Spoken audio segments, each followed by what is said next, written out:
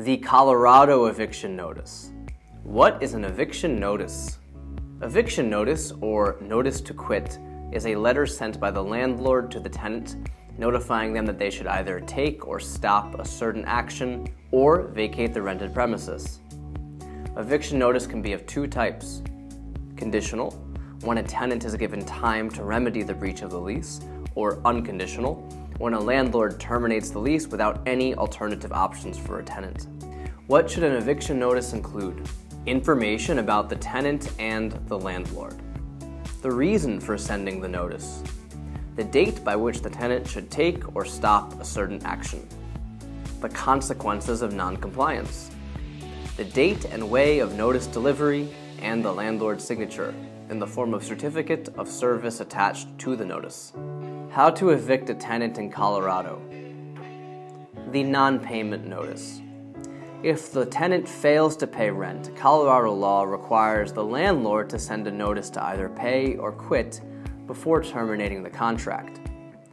Such a notice should give the tenant no less than 5 days to pay rent due if the tenant occupies exempt rental property, that is, where the landlord has 5 or fewer rental properties, or 10 days for other residential tenancies. The non-compliance notice. The same notice periods are set for tenants who violate other terms of the lease. When it comes to illegal activities, Colorado laws enable the landlord to send a 3-day unconditional notice before terminating the lease. What if the tenant fails to comply?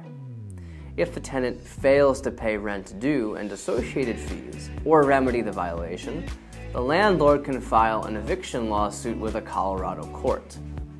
The filing fee ranges from $85 to $135 depending on whether the landlord claims an amount for unpaid rent or damages caused by the tenant.